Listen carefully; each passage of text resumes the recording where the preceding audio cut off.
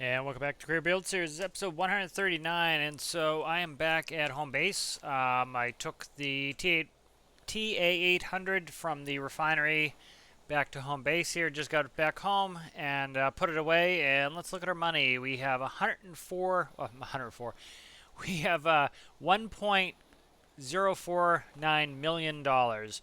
So we have good money. And so this will help us to really kind of get ahead with the with Triton. And so let's go ahead and let's jump in, and I'll kind of show you what I've been working on. I've done some work on Triton. I've also been doing some work on some other stuff. I was trying to get a train mission going. So let's look at some of the updates I've done on Triton. So I need to make sure this sits properly so it doesn't. You can actually spawn in this base hitting the ground. So I want to make sure I'm good. Okay. So this is Triton at home base. Let's go ahead and spawn that. As you can see, 472,000 currently. So I took some things out that were a little bit expensive. And I just want to grab a quick screen of this as well. So, having Triton in game, you can see the size difference between home base and here is quite stark. And so, it's definitely. This is what I started the Career Build Series for, was to get Triton. And I started working on the ship. I actually started working on a ship before this that was going to be the home ship, and then did this.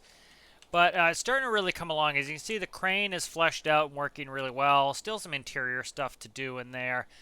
I want to edit the Labara to be a little bit sharper picture. But it's coming along really well. Still have some microcontrollers and stuff on the deck, but this is up and running. Electricity's going. Let's take it for a short little run. So to put in perspective, the T800 that used last episode, it has about 54,000 liters of fuel. This, I think, has something like 158,000 liters of fuel. This burns a lot more fuel, but it also has much more range. What is up with the staircase here? Am I missing a stair? Something's going on here I need to fix, so. We'll add that. We'll add that to the to-do list. I think my stairs need to come one forward. So let's look at this. So I did some work up here in the helipad. Helipad is set up. As you can see, we have these locking lugs. Those should look familiar. Same type of system that's over there. So that's going to be. I've installed those on both the Cormorant and on Katydid, of course. Some cool features with this. So I'm going to quickly just do this. Let me put it on night. And so we have some cool features with this at night. So kind of like the helipad, when you go over it, you get the bullseye. We get a different bullseye here, as you can see. This square bullseye comes up. And we get our lights turned on. And if you look at the barricades automatically drop. When the vehicle comes down and locks, it will lock. Lights will shut off, bullseye goes off, and as you see, the barricades go up. So that's an automated system for that, so that's kind of nice. The other thing I want to do is I want to add a GPS right here. And so the plan is put a GPS here, and I want Triton to send via radio the signal out and have Katydid or the Cormorant be able to pick that up. Okay, I need to fix this too. To be able to pick that signal up and utilize that to find the helipad, and even maybe use an automated system to land. So if the weather's really bad, may want to use an automated system to land. So I'm just going to be adding some notes as I go through here. Like these panels should auto connect when they go on there, so that's something I need to fix. So these panels are access ports. So.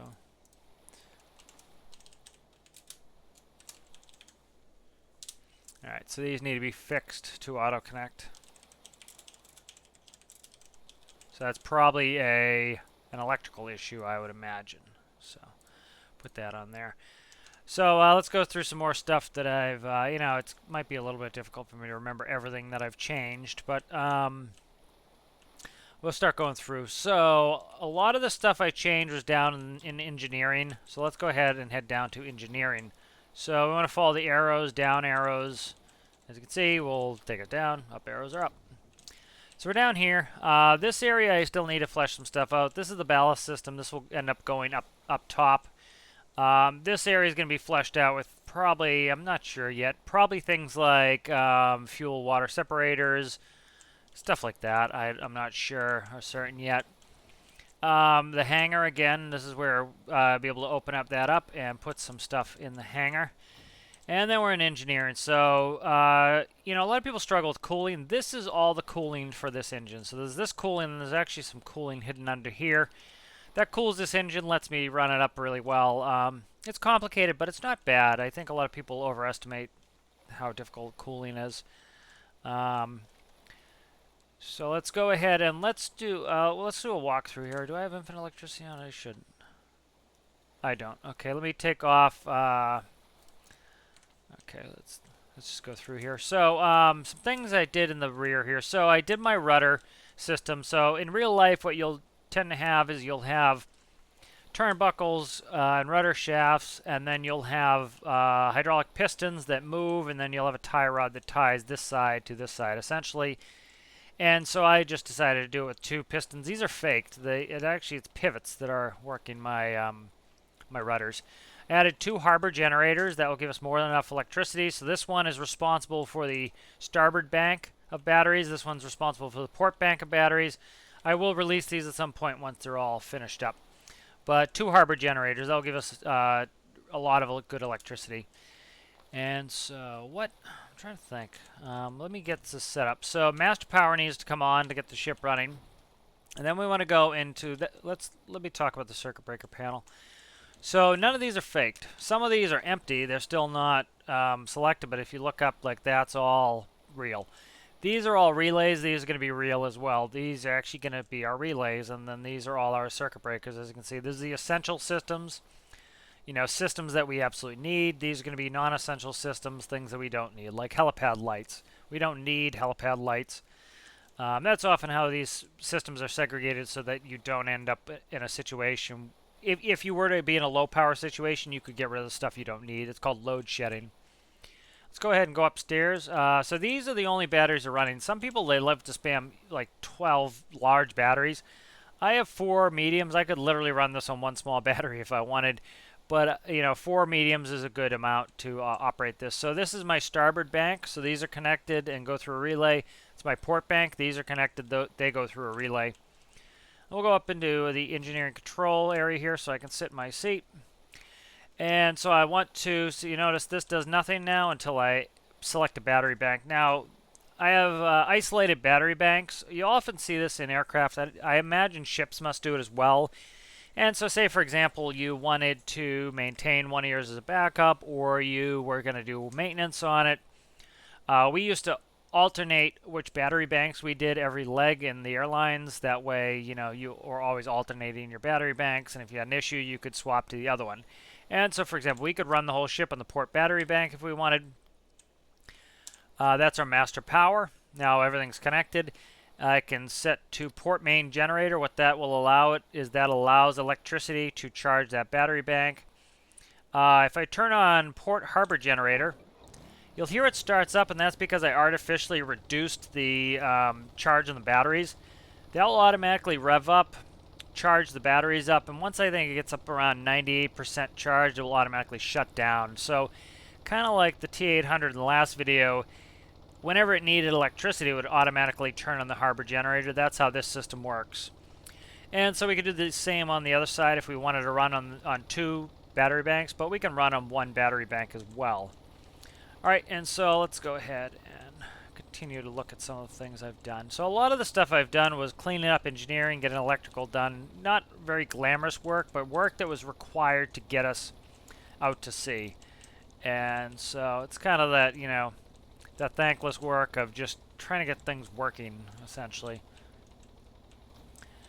And so let's go ahead up to the bridge. I did a little work in here. This is now a fake pool table. I didn't, you know, want the expense or the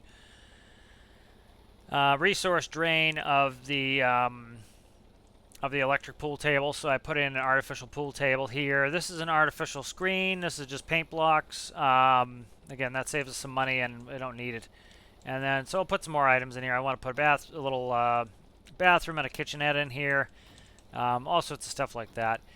And let's go up to the bridge here. So, it's actually kind of neat. You can see this is, so our port side actually only brings exhaust through the port side. Starboard side brings exhaust through. So right now our harbor generator is running. Harbor generator is putting exhaust through to the port side. So that's why we have one stack blowing smoke and the other one not. All right, let's go ahead and let's do a little bit of a quick jaunt out here. So still a lot of screens to set up, stuff to do, but I'm getting there. Drive systems are working. Let's start starting up engines.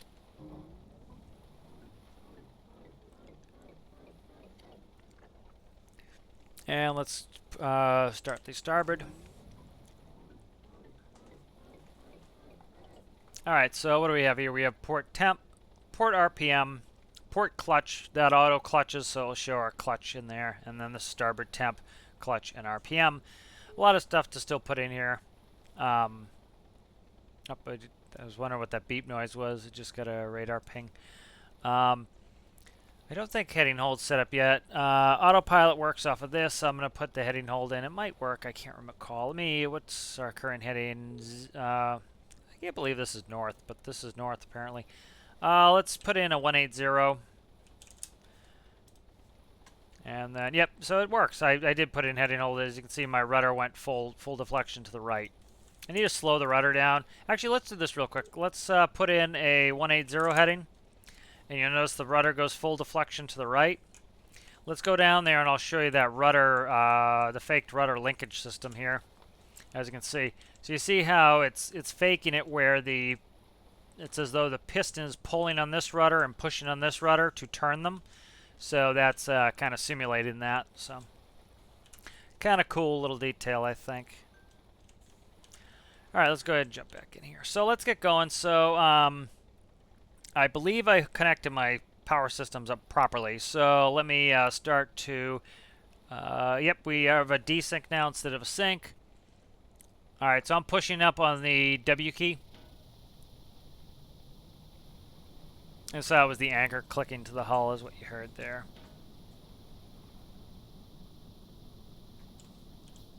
Run a little slow right now. We should both be gaining speed. You see we're getting up towards 20 knots is usually our max speed. Oh, we're going slow because I have a full rudder deflection, and that's why.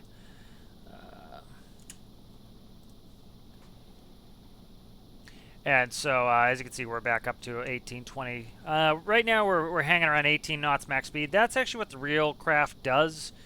I could probably increase the speed, but I don't really care or need to.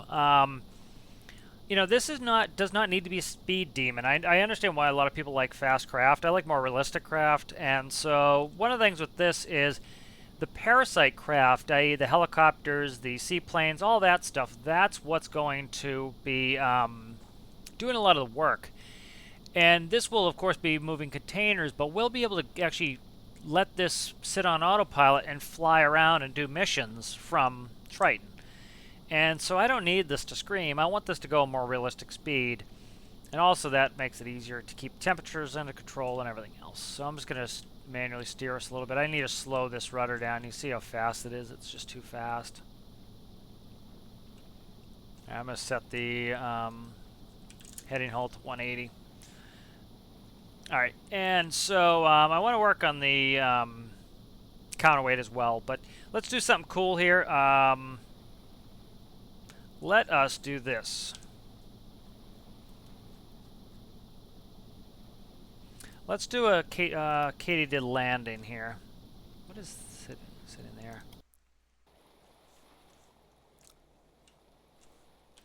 Oh, I think it's counting the house as a vehicle. That's fine. Okay, so let's spawn the did. And so I'm going to have to put a barge out for that, but that's not a big deal. So kind of a little mess around episode here, I think, to start with at least, just to kind of see, kind of show off Triton. I'm excited to get it in the actual build series, so that's why I'm kind of doing that. All right, I wish there was a button where I could press that it would just make the grid so that it encompassed everything that was in the build area. And that way you could easily, like when you're doing this to try to just grab something, you could easily just grab it. Actually, I don't want to do this. Crap. Let's load in the barge first. They have to be a certain way or else you end up with a problem.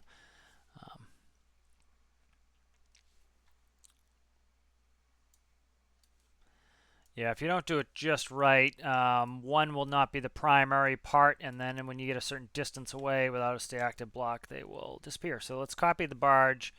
Let's now load in Katydid. Let's put the did up like so, and then let's put our barge in. All right, and then I'll just move the barge forward till where the locking lugs are, which actually I think was right where it needed to be anyway. And then that's there. Can I go up one? I cannot. Okay, that's fine. A little bit of a drop on Katydid, but it's not going to be the end of the world. Okay, and then I'm going to paste this. And so I'll just kind of show you landing while Triton is actually moving. Shouldn't have any issue with this. All right, so Katydid is in. You can see Triton in the distance there, steaming away. Ooh. And let's go to land Katydid on Triton. I think that'll be fun. Still need to work on some systems on that as well. But definitely getting Triton in the career build series and actually doing some missions with it is going to be what's going to get us to the point where we actually know what needs to be done. And I don't know why this is not going up. Oh, it's stuck on the lugs. Okay, that's fine. Let's just get out of here. We gotta remember how to start Katydid. It's been a little while. Alright, yeah, so I thought it would be kind of cool to go do a little landing here.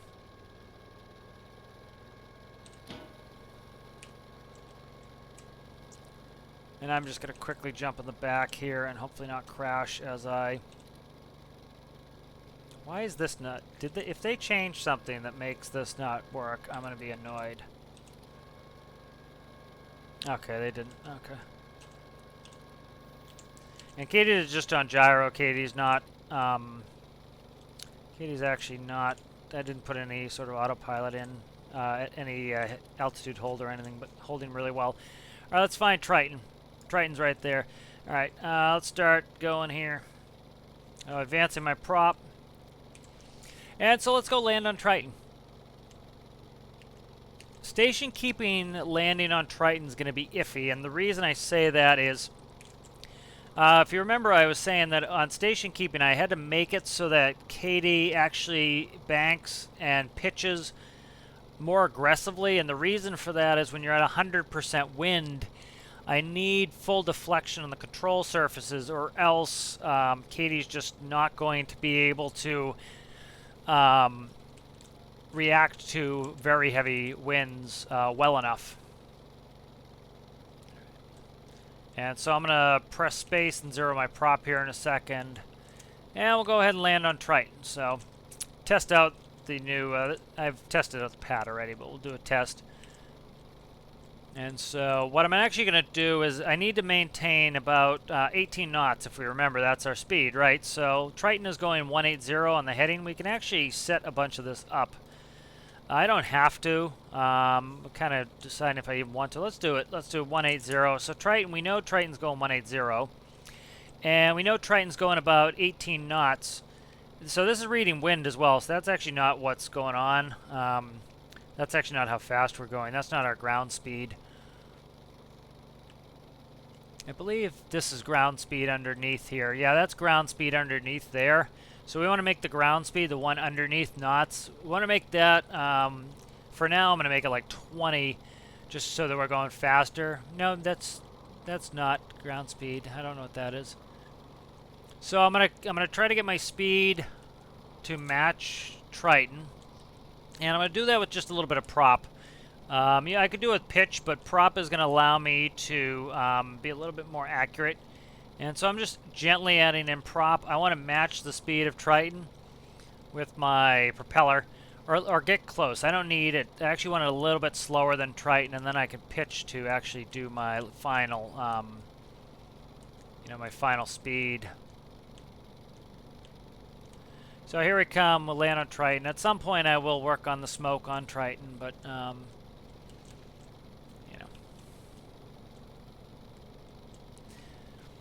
Yeah, so this is actually the first moving landing I've done with the new helipad systems. So I have landed, I think, the Hummingbird. I don't know if I've ever landed Katydid on a moving Triton. But, this would be like Triton's on autopilot, and we are coming into land. And so I still have some prop in there, some prop pitch, but just enough to kind of to take some of it out. As you can see, the bullseye is going, so that means my lights are coming on, my barricades, you can see the barricades have gone down, and the, and the bullseye is up. And then I want to come down here. So I'm just kind of flipping and flapping here, trying to get over that bullseye. I like the new bullseye. Oh, whoa, I hit something. What did I hit? I hit the propeller on something? I think I hit the propeller.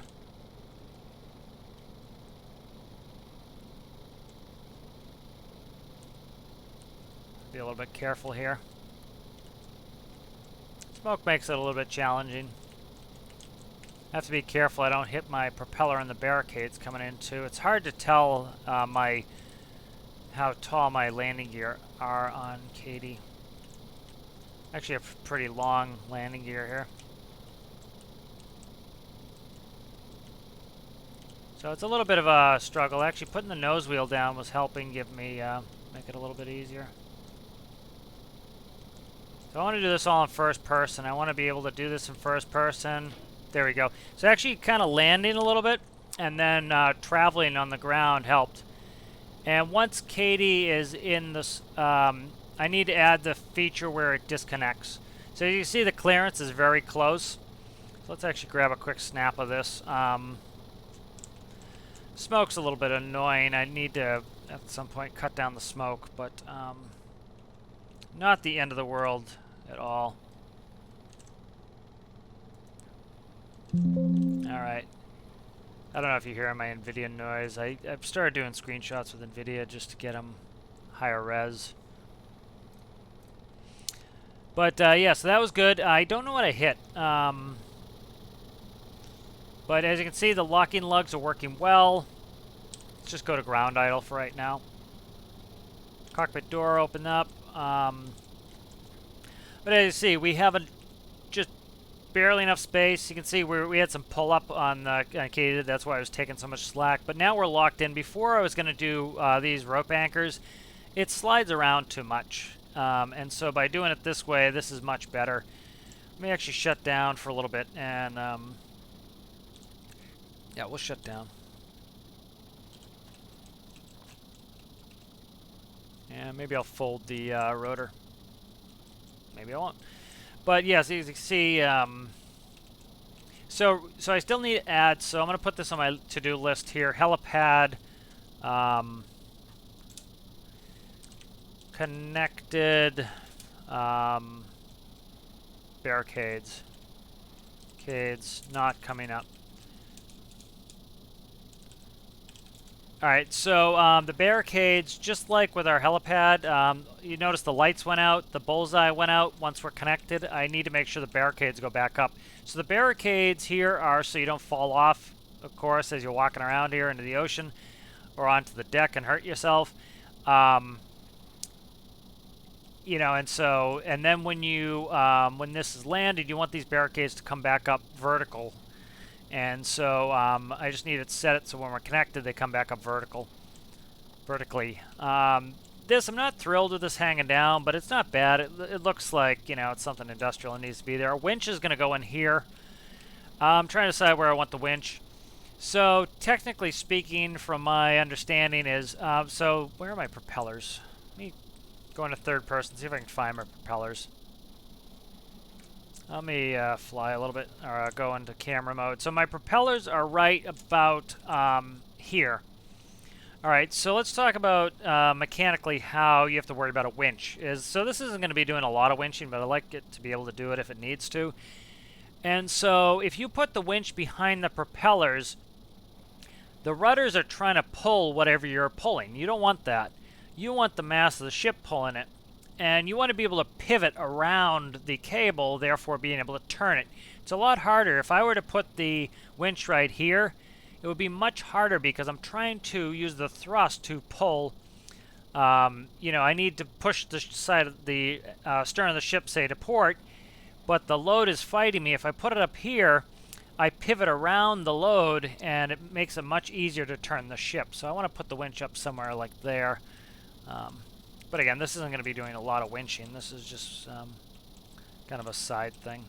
These should be connected. So they need electricity. These panels should auto clip. But so that was kind of fun having Katydid come and land. I want to make sure I didn't break the prop. Well, prop looks good. Let me see if I can fold my rotors here. Not that I need to, but it's kind of interesting to do. Let me see if I can get up on the... Perfect. I was going to say, if I climb up there, that'd be kind of cool for, you know, checking on the engine too. Can't get to where I need to be, but that's not the end of the world. So, so Triton's working well here. The Cormorant also fits in the pad, also locks the lugs. I need to do some work on the Hummingbird at some point. So I like to have a suite of vehicles that allows me to do whatever I feel like doing, and so this is kind of along those lines. Let me look at my missions here. So let's do a little bit of kind of role-playing of, what is that? Island for sale. I don't want island for sale. I want to see what's going on here. That's the destination of this, which is what?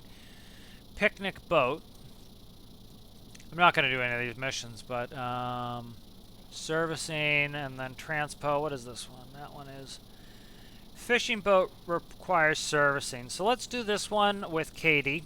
And so kind of the thought process of how Triton is going to work. And so we're burning some fuel here just for testing purposes is this. Let's go ahead up to the bridge. I'm going to do a bunch of no-clip flying just because I don't want it to take forever and you have to see me every time I try to go do something. So this is going to be what the plan is with this ship. So let's say we want to start heading this way. And so it's at our waypoint. Let's go ahead and add the waypoint. Okay, is my autopilot not hooked up yet? My autopilot may not be hooked up yet. Oh, okay, I can't do the waypoint on that. Yeah, I can't do that. That's a feature I can add, but I haven't added it yet. So let's go, let's just aim over here. We're not going to get there. I don't want to go too far. Let me just do this. Let me get us back towards home base. We'll kind of do a circuit close to home base. I don't want to head too far away from home. If I could find home base, I would be thrilled. I went south. What is this island here? Just trying to find our home base island here. We'll kind of cheat a little bit here and do this. Put the map vehicle on. Yeah, so we actually travel quite a bit. Okay, that's what I was thinking. So let's travel back up north, and so that when I come back to Triton, it's close to home base.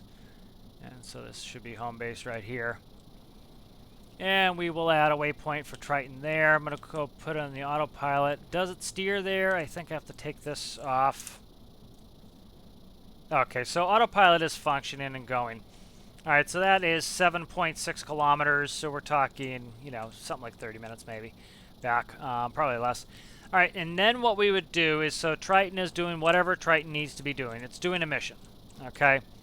And so we're gonna get on the DID, and we're gonna go fly off, and we're gonna do a mission. So let's say we have 5 containers on deck. We're transporting some containers to make some money. Let me put fixed stairs on here.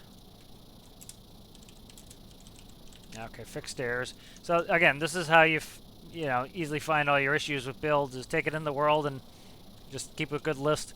So now we want to go do a mission with the DID. I'm trying to remember, do I have a repair torch that I can use. Oh, crap. Let's look. I may not have a repair torch on the Did, so I have to go get one. I don't think I have one on Triton. Alright, let's do this instead. Sorry, doing a lot of flying here just to expedite. I don't want you guys to have to wait for me to do all this crap. Let's get a new mission here.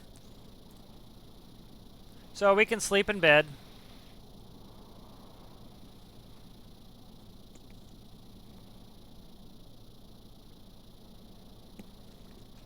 Alright, perfect. So let's go do this oil rig mission. It's a good little mission to do. Alright, we'll go back to the Did and we'll go do the mission. I didn't have torches on Katydid to go do the do a repair, so. And I don't have any on Triton yet, so I was gonna go just grab one off Triton, but I don't have that yet. Alright, so let's go ahead and start up master power. Shut off the ground idle. Let's go ahead and shut the cockpit door. I'll put our waypoint. Waypoint is, where is it? Oh, it's the far oil. So this is another rig that I was thinking of buying from. That's 58 cents. I should put that into the into my oil trading spreadsheet as well. Alright, so we are going to detach the coupling. Let's get out of here. I have a heading hold in, which is dangerous because it tried turning me before I cleared. Alright, let's grab the waypoint. Alright, let's go bearing to waypoint. Let's go ahead and let's put in 250 for altitude. Let's go ahead and start advancing our prop.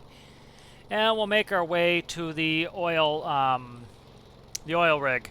Put that out. So Triton should continue to steam ahead. If Triton disappears, that means I forgot to put a stay active block on there, but I'm pretty sure I put it on there. So again, this is all good testing.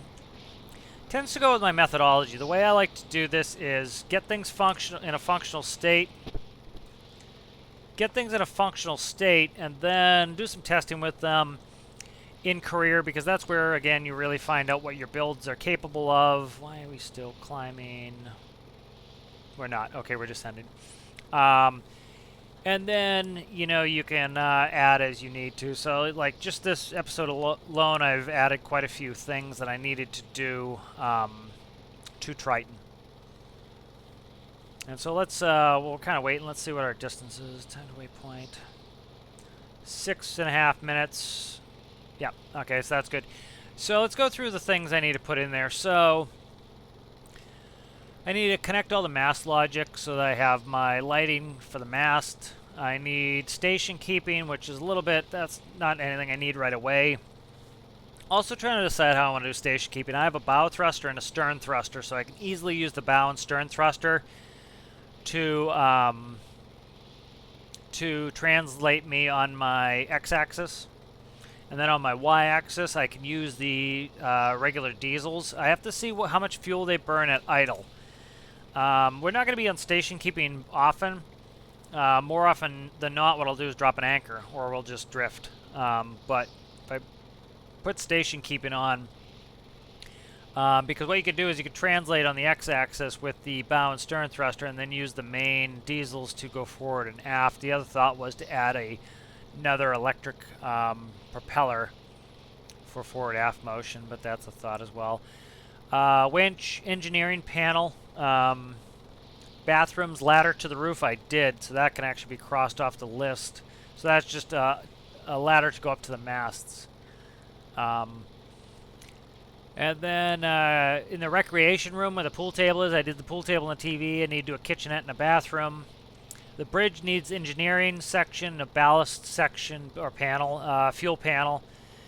The service panel is going to be down where you would fill up the ship with fuel. I'm going to add a DEF system, which is diesel exhaust fluid. Let's go up to 1200. We have to go over some mountains here.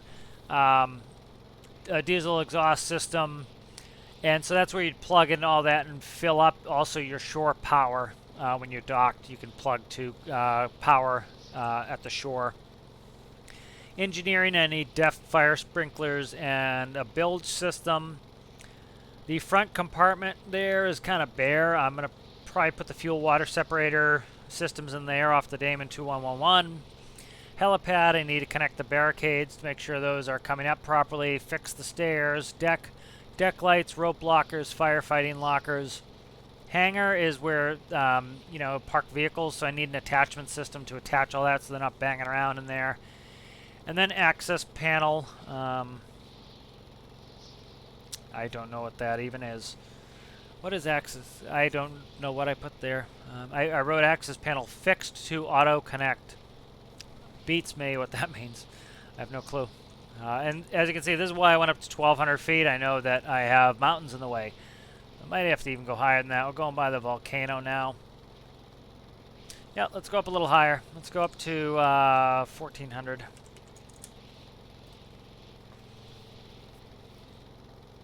All right, we are going to be there in about 3.5 minutes.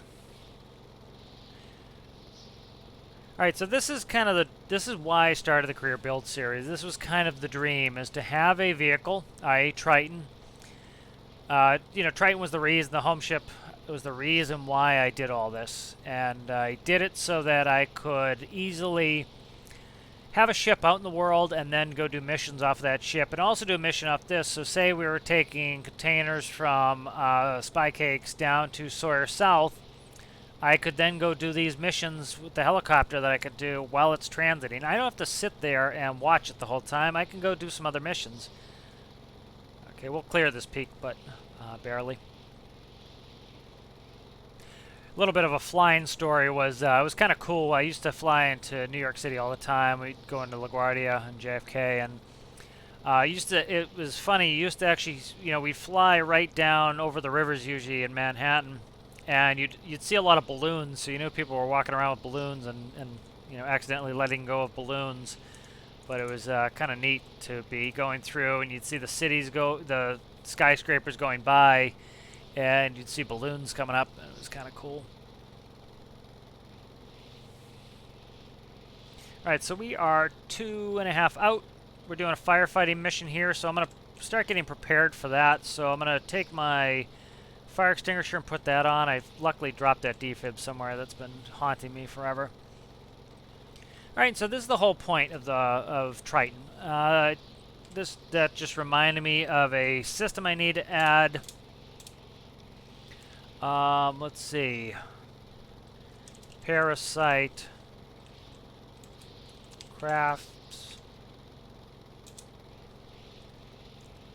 Alright, so the Parasite craft are the craft that are on there. The little boats, Katydid, anything that kind of like is like a remora that attaches to the home ship, that's a Parasite craft. And so those are all my Parasite craft, and so I need to put on refueling for the fueling for all my Parasite craft, because I can land Katie back on Triton, but at present I have no way of refueling Katydid, so I need to have a refueling system for Katydid so that I can plug in and take diesel from Triton and use it for my vehicles. So I need to be able to refuel all my vehicles, so that's another thing to add, is a refueling system so that I can easily connect to them and refuel.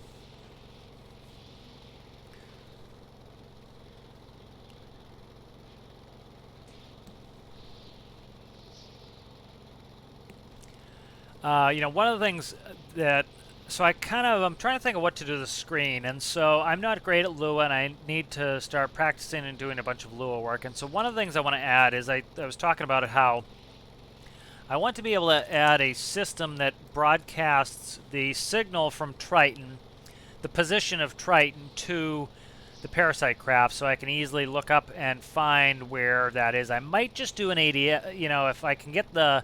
So essentially what I would do is I would read the waypoint, and then I can use my regular systems to navigate there, essentially. So utilize that as my waypoint. And what else do I have on for systems? This is on, okay. We're going to come down here. Let's fight this fire. Especially when you're doing speed transitions like that, you need to be careful of over-controlling. That's when you'll have some gyro issues that it tries to kill you. You need to be careful. All right, and so there's the fire. It's just an itty bitty. Let's go to the helipad here. 8 casualties. I didn't even think there were casualties. All right, and so let's go ahead and get down here. And that bottom camera is very, it's probably tough for you guys to see in the video, but that bottom camera is very easy for me to see.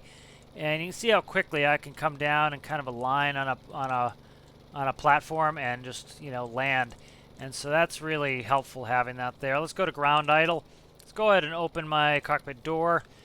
And let's go ahead and watch the props. And how do you do? How are you, sir? You guys are awfully nonchalant for having a fire here. I think we have an arsonist on board who's a firebug. I think is the term for an arsonist. For somebody who's loves fire.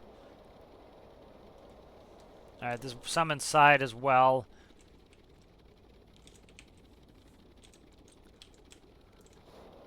Right in the sleeping area. There we go. So there's 3 grand. We have 8 people to grab. Check for. I don't think I've ever been to this oil platform on this save, so I probably have a loot crate coming to me. If you saw our money, we're back down around 200 something thousand. That's why we needed that million. Are you coming with me? I don't know if that person's coming with me. I need to find all these people that are coming with me. I think they're all coming with me. Come on. There's 8 of them, so I'm going to grab 8 randos and stick them in. But you saw we're down to like 200 something thousand. That's why I needed that big oil mission was, I think you kind of, with having such an expensive ship, I really need to get the money in. Please, nobody walk into the prop. I don't need to revive all of you.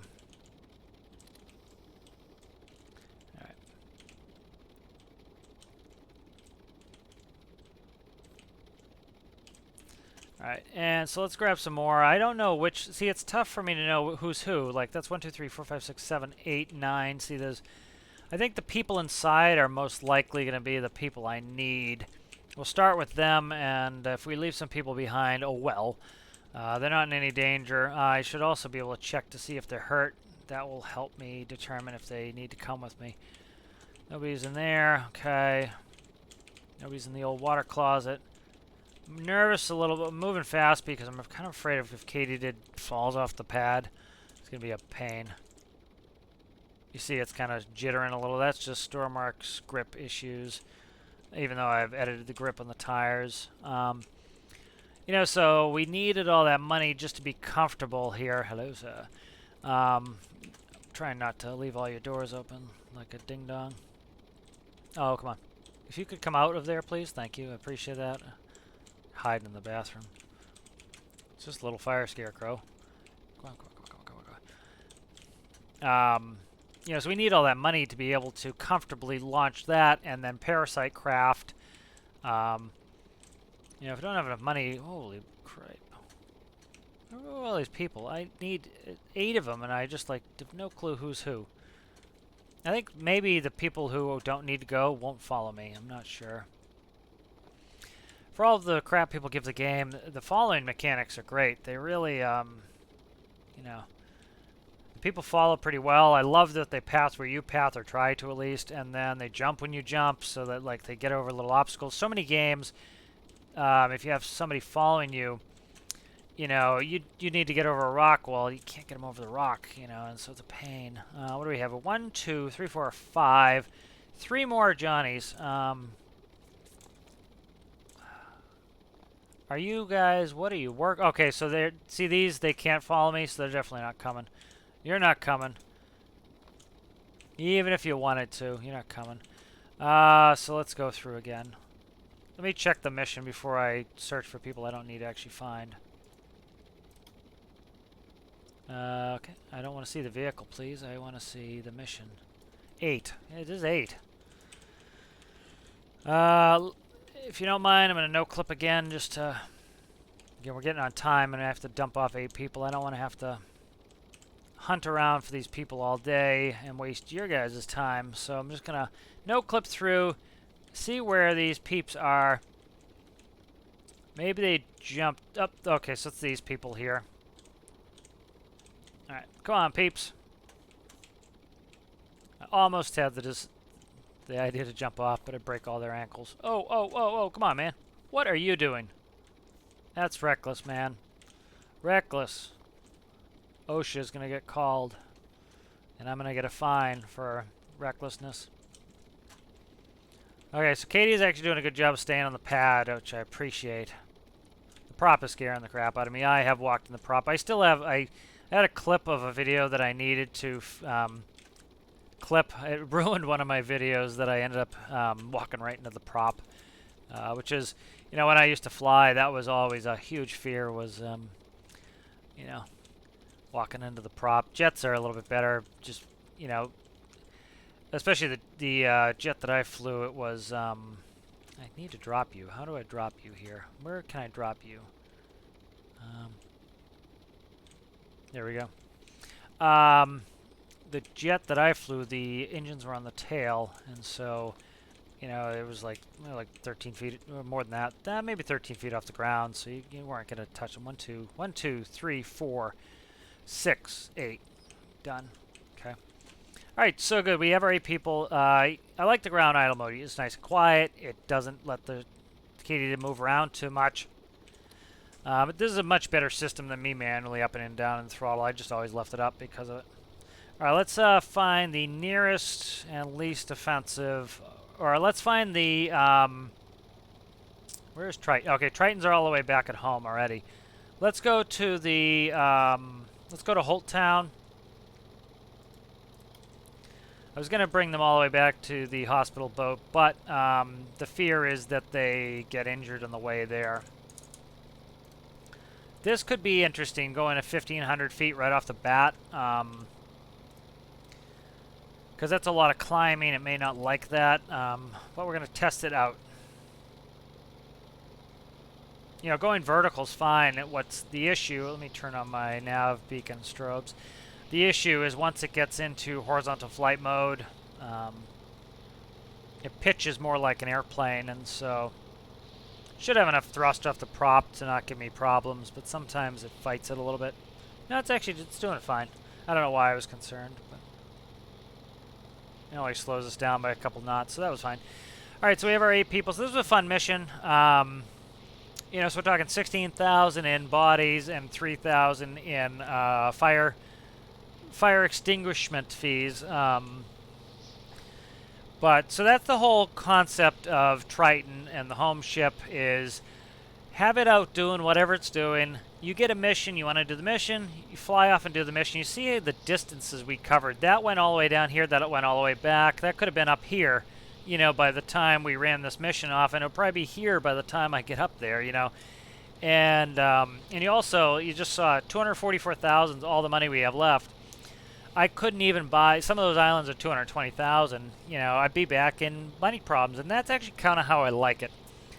A lot of people are like, oh, why don't you do this, it makes more money, or why don't you do this, it makes more money. I've always hated that meta mindset, and it's fine if you like that, it's just not for me, is having a meta mindset where I always do what's most profitable or what is best is so incredibly boring to me. Like, I play a lot of Escape from Tarkov, and that has a lot of metas in it, and there are meta guns that are just, they have the lowest recoil, and people will spend triple on a gun to make it have the lowest recoil, and its recoil is lower by 2 out of, like, you know, it has less than a 10% recoil reduction, and the gun costs triple because they had to have the best part on there, and I kind of hate that. And so in this, I don't want to do what makes the most money all the time. That's not interesting to me. What's interesting to me is to have some variety of gameplay and to have some challenge. I didn't really want to go do an oil trading mission. That's not what I was feeling, but I was feeling like playing with Triton. And so I treated it like a real-life situation. I treated it like a job and said, hey, if I want to play with Triton, I need enough money to spawn Triton. And by getting that money, it reduces... having money gives us more freedom and opportunity to do what I want to do. And so it was important to me to go get that money. And so that was a great way to do it, was with oil trade, and it made almost $1 million on that one thing. And it seemed like a lot of time, and a lot of people don't like that. But literally what I did was I got the T800 out. I hooked it up at Crail, and I did some chores around the house. I played some other games. I watched some TV. I then set the autopilot and got that moving. I played some more games, watched some TV, took a nap, and I went to bed at one point. And then I woke up, and the oil tanker's sitting there waiting for me. And I, moved it in, emptied it. I went and did some other stuff, played some other games, house chores, all that stuff again while it was emptying, and then put it on autopilot to do that. So it wasn't like I was active there the whole time and bored watching it do what it was doing. I was out doing other stuff and being active myself. And so, and I could be, if I could be watching a YouTube, or I could be watching a movie, sitting here too. Like, I used to like games like Elite Dangerous, where, Elite was cool. I would do it in VR. And there was actually a mod that you could actually put a TV screen in game. And so you could have a little TV screen, and you could actually go online onto websites. And so one thing that's big with games like Elite is, you have to go on and you have to have spreadsheets, and you have to go online and check the different prices and do price calculators to see what's going to be profitable for trading. And so you could do all that while you're flying instead of having to kind of break immersion and tab out. And so that's kind of what would you be doing on a big ship if you were sitting around doing nothing else? You might be watching a movie. A lot of those ships have theaters in them because the crew has a lot of downtime of sitting and doing things like watching movies. So so kind of the same thing here.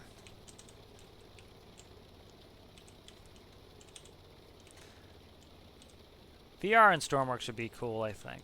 I don't know how well it would work. And I don't mean that it would work poorly, but just with more I mean with the animation of it and how. I think it would be fine though. Like games like Super Hot, if you've ever played that, it has kind of that cartoony, and it's still very immersion.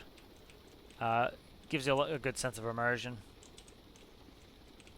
This is going to be a good pick of having all these people sitting out here next to Katie. Kind of like to find these good picks. They're kind of fun to do.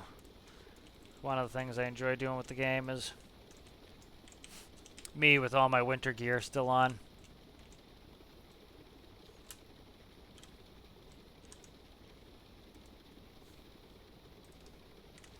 All right, let's get these people following me.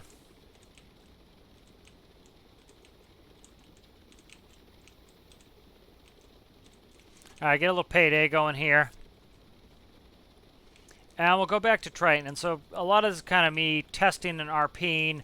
What would it be like if Triton was set up like Triton should be set up, where it's out doing its own business and we're doing side missions? And you can see with proper autopilots, Triton, went and stopped at home base. And that's kind of, by design, is it should be able to go operate on its own. Ooh, I need to do that. That's actually dangerous to put in a altitude hold before I power up my engine. But you notice it couldn't take off. It was trying to take off and it couldn't do it. So that's the whole point of ground idle, is just really can't take off. It keeps it on the ground. All right, let's go back to Triton.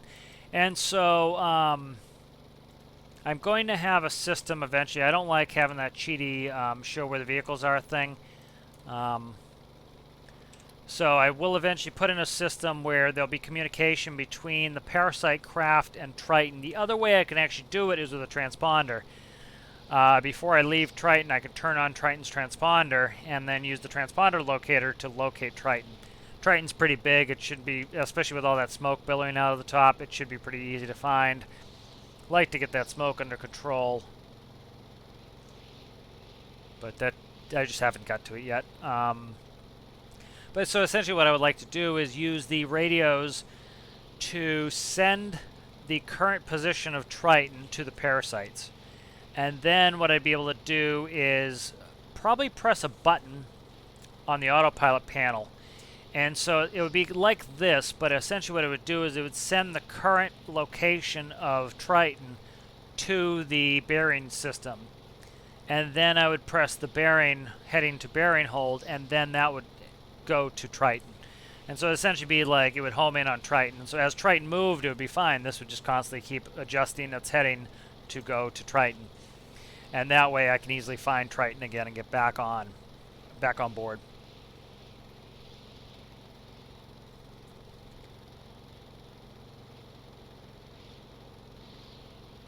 I'd like to play with some Lua some more. I'm really not good at it. I need to get better at it. And so one thought I had was actually taking the bearing 2 panel and converting this to a monitor. And what I would like to do is if I can get this, like this is 2 panels, so it takes up a lot of space. And part of the space is the numbers here.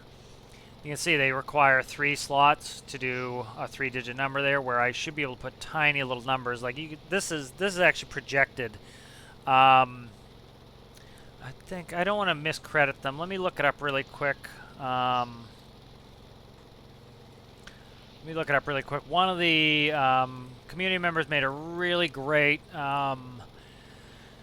Lua thing that I'm still baffled by it because I just haven't read it. It's a 3x4 font made by Alyosha 15. I might reach out to them if I struggle to figure this out. Hopefully I can figure it out on my own just to... But as you can see, it's a tiny font. You see how you can make the fonts much smaller. So when you use a 1x1 screen, you can do that. So essentially I can cram more stuff in. And so I just really haven't even read this. So I need to copy this part here and put it in. So I'll probably do that at some point. And so essentially what I want to do is convert this 2 panel to a 1 panel. And I might add some more autopilot buttons here. So currently I have AP Master and Station Hold. I might put this button here, or I might do it as a touchscreen on the bearing 2 panel. Probably do it as a touchscreen button on the bearing 2 panel. And I think I might try to do an autopilot panel as a monitor as well. That will give me more functionality as well. Currently we are a little less than 2.5 minutes out. Yeah, so I think that'll be kind of cool. I want to dip my toe in Lua. I'd like to do multi-function windows with scrolling pages. That'll be fun. You know, certain screens I want to stay up. Like I want my enunciator panel always to be on. That's definitely something I want.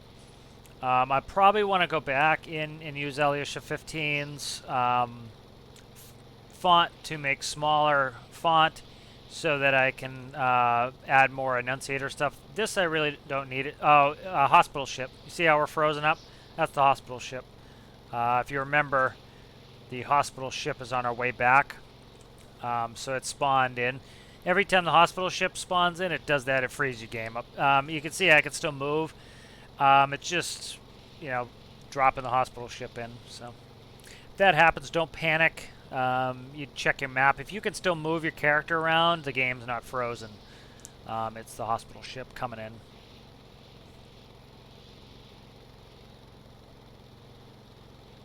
Alrighty, and so we are getting close. Is that Diesel Island? That's Diesel Island. That's where we sell diesel, so the other one should be over there. And then we should be able to see it soon here.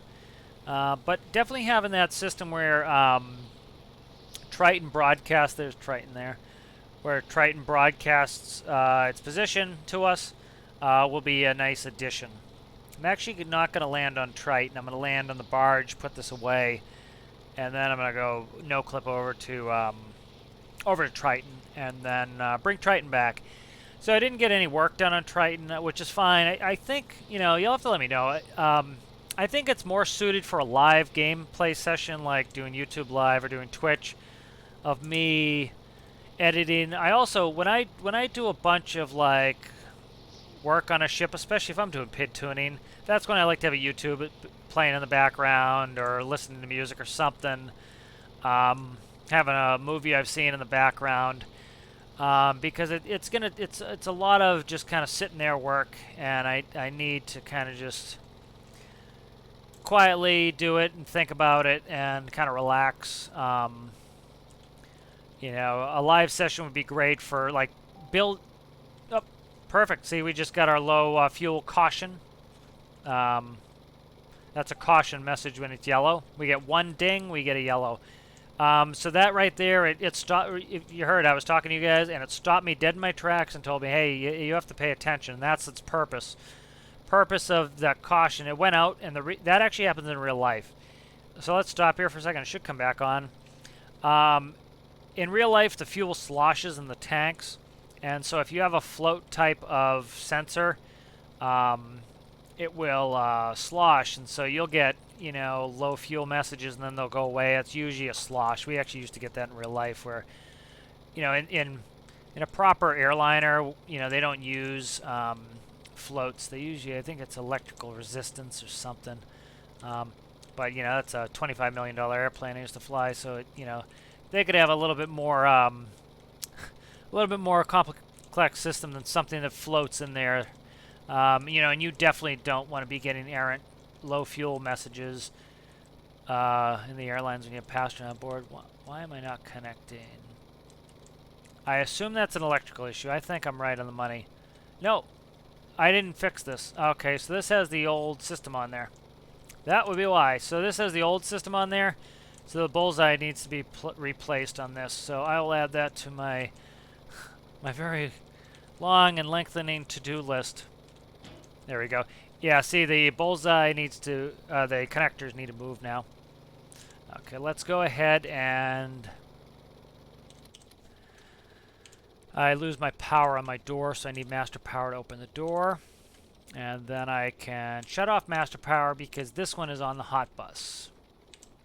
All right. Am I close enough? Yes. I was afraid I was going to have to pull a vehicle out to get rid of that. That was going to be a pain. All right, so I enjoyed this. It was nice to get Triton in, a little bit of a test, a little bit of a tour of the things I've been working on. So my plan is to kind of do a lot of this stuff off screen. You know, like, you know, those of you who have the delusion that you would be interested in watching me do some of this stuff, I can disabuse you of some of that. Me connecting up my electrical system was probably pretty damn boring, I can imagine. You know, some people might find it interesting, but I think, you know, I want to make the content engaging, and so I think one of the things that makes that a little bit more engaging is actually, I think it's better for me to do a lot of the work, get the final product, and then show you, and even go back and maybe show you how I did it. You know, some of it I like building on screen, like, you know, I just got done with, what, it was 3 or 4 videos of me building the cormorant, but, you know, stuff like going through the electrical systems of this, I'll show you when I despawn this, the complexity of the electrical system. And so I make it that complex because I want it realistic. And so I know to a lot of people they don't care about that, but for me that's important, is have it realistic, have it function the way I think it should function. And then it's easier for me to diagnose issues too if it's functioning. So I'm going to start increasing my starboard screw and go like that. So again, I love my new control scheme, and that's why I want to add it to the 800. As you can see, I could very easily modulate, and I'm turning just with my screws, and I am using my rudder some, but I'm able to do very precise maneuvering here. And can I grab the workbench? Yes. All right, so Triton is back in. Let's look at the electrical system. Let's definitely get rid of this, or else we're going to have issues. So Triton's electrical system is reasonably complex. It looks all right until you get to the electrical hub. So it's actually not that complex, and let's kind of walk through it for those interested. Because like I said, I'll work on something, then I'll show you what I did. So essentially, this is our port bank. So we have these 2 batteries. These are connected in. Well, they're connected in series, but they are operating as parallel. Series would have them. I'm trying to remember. Series would have them.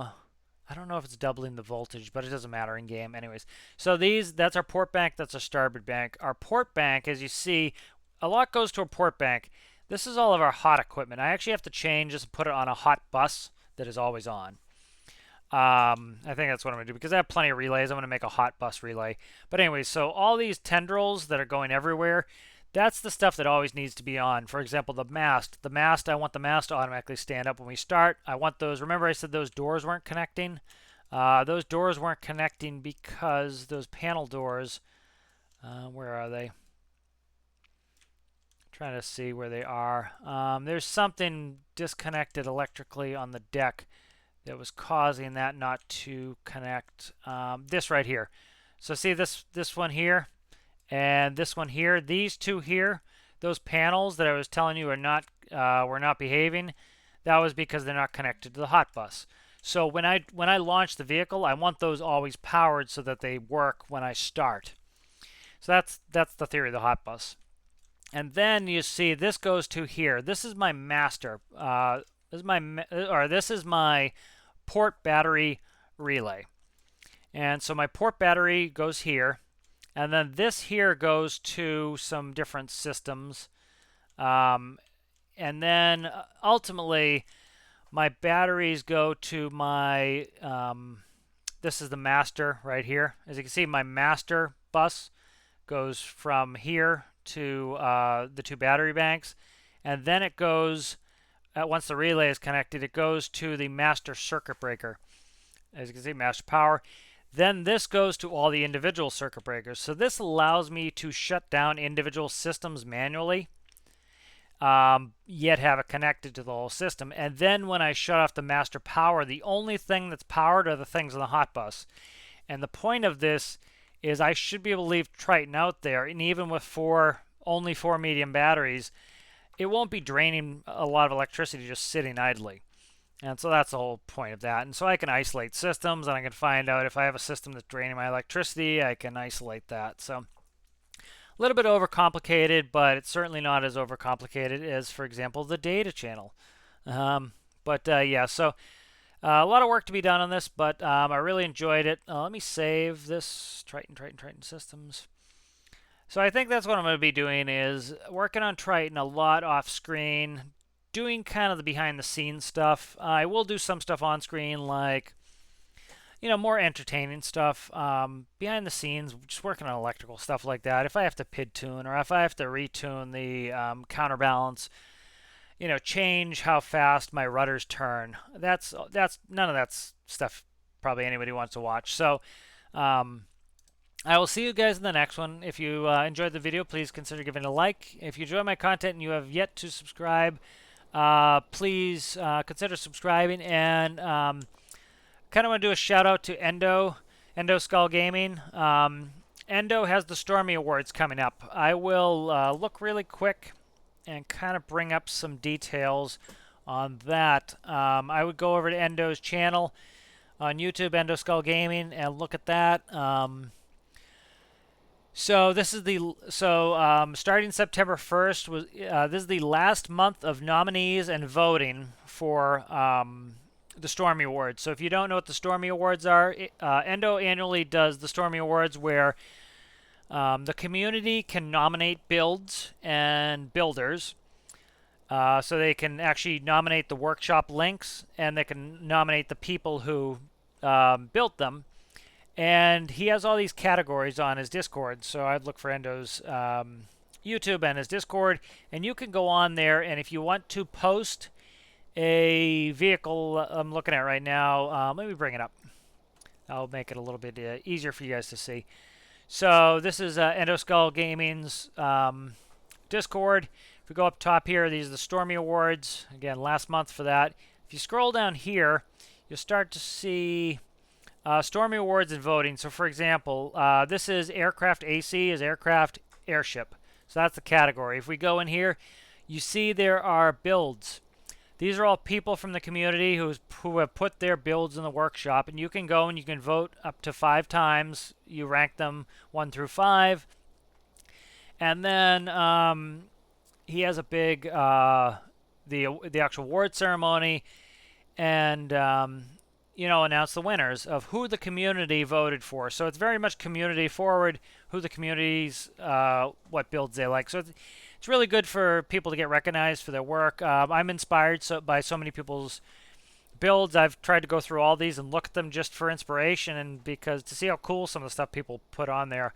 I have some of my stuff in there. I'm not going to plug my stuff, but it's in there if you can nominate somebody else's build. So let me show you something. So let's go aircraft float plane. If I go to message and I click the /, you'll notice we get a message up here. Oh, where is it? Let me find it. There's a nomination one here. I think if I put an N, we'll get nomination. Nope. I usually do it on mobile, so when I nominate. So let's go to nominate a build. Those are all those. Help me with this. Try to find the. It says trying to find a way to how to do it here. It's a slash command. I just need to figure it out again. But let's try it. Let's go down to one of the build categories. So you'd find your build category, microcontroller utility. You would do slash. And then I don't know why it's not coming up now. Oh, right here. I think it's tally. It's a tally. Okay. See, I was on Dino. So click tally / tally. And then you want to go down to, I think it's nominate. If I can't find it, I'll show you guys again. But, you know, I could probably do it on mobile right now. Let me check it out. Yeah, this is definitely, you know, Endo does a lot for the community, and I think it's something that we, you know, a community is only as good as its members, and the vibrancy of the community is very much up to us. And so I think, you know, it's a lot of fun, and we can have a lot of fun with the game. If we support each other and we go in there and we, you know, kind of, you know, a lot of us build for pleasure and just for ourselves, but, you know, it meant a lot to me. I won one of the categories last year, and it meant a lot to me that people appreciated my work. And so I don't care if you, you know, don't think your stuff is any good. Please put your stuff on there. You never know who's going to be inspired by your build, and you may not think your build is good, but somebody might love it. And so please put your stuff on there. The more stuff you put on the workshop, you know, the more vibrant the community is. Not everybody has the inclination or the skill to start building or is very intimidated and wants to go in the workshop and play with some builds, and then they might get bitten by the bug and really enjoy it. So right here, I figured it out on mobile first. And then, so right here, if you go /workshop nominee add, you want to click on that. And then what you want to do is do a space. I think, do you do a space? No. And then what you want to do is where it says specify value, you want to put a workshop link. So you would go to the workshop. I think all my stuff is nominated here. But anyways, you would go and let's say you go to your files you posted. Just grab a build, share. You copy the Steam link. And then you'd go back in and you would put it here. And then once you hit enter, it will nominate. The bot will automatically put it up like this, and then you can vote. You do not have to do your own stuff if you don't want to. You can nominate a friend's build or a build you really like in the workshop if you don't see it. It will tell you if something's already been nominated. So if you tried nominating this one and it was already up there, it'll give you a message, action not able to be done because it's already nominated. And you can see people are voting for these things. And, you know, you can change your vote. So if I voted for this one, you'd see it says tally added. And then if I click on that again, vote updated. And you can change your votes. You can remove your vote. You know, if you picked 5 and then 10 more builds came up and you picked 5 new ones, it will automatically retally. So don't worry about waiting to the last minute. You can vote the entire time. And so, you know, please go ahead on Endo's Discord, and if you go to his YouTube, you'll find the link to the Discord. The great community, a lot of great builds on here. They're all categorized. So AC is aircraft, so aircraft, crane, or cargo. There's one of mine. If you go down engine or reactor, that's one of mine. I'm actually not trying to click on the ones that I put on. Tractor. I know I don't have any tractors on here. Tractor. LV is land vehicle. MC is microcontroller. SV is C vehicle, as you can see. So these are all out in vehicles, trains, all the different train cars. So please go on there and give it some love. This is what keeps the community vibrant. You can make somebody's day by voting for their build. They might think, oh, I'm not a very good builder. Nobody likes my stuff. My stuff is crap. And then they look up and, wow, I have 10 votes for my thing. People really like what I'm doing. You could change somebody's day by doing that. So go on there and support some people's builds. Vote for this. Endo's doing a lot for the community to keep the community vibrant and alive and interested in the game. And so the more we could do that, the game is as good as we make it. The community is as good as we make it. And the more things you can do to show that the game is alive and vibrant, the more likely we get more of the stuff we want. If the devs think the game's dying, that's when they as a business need to say, hey, we need to start looking at other revenue sources. If they say, wow, look, everybody's loving Stormworks, they're loving Stormworks, we can stick with Stormworks for the next 10 years and make it better, or we can make Stormworks 2 and we can improve on all the things that everybody wants to improve because people are so interested in the game. More interest you show in the game, the more vibrant you make the community, the better. So just a little plug out to Endoskull Gaming and especially the Stormyawards. Stormyawards are great. The community recognizing the work of the community, there's nothing better than that. There's nothing better than being recognized by your peers. And so I'll end it there. So again, if you like the video, give it a like. If you haven't subscribed and you enjoy my content, please consider giving a subscription and head over to Endoskull Gaming on YouTube, and you should be able to find the Discord link there. We'll see you.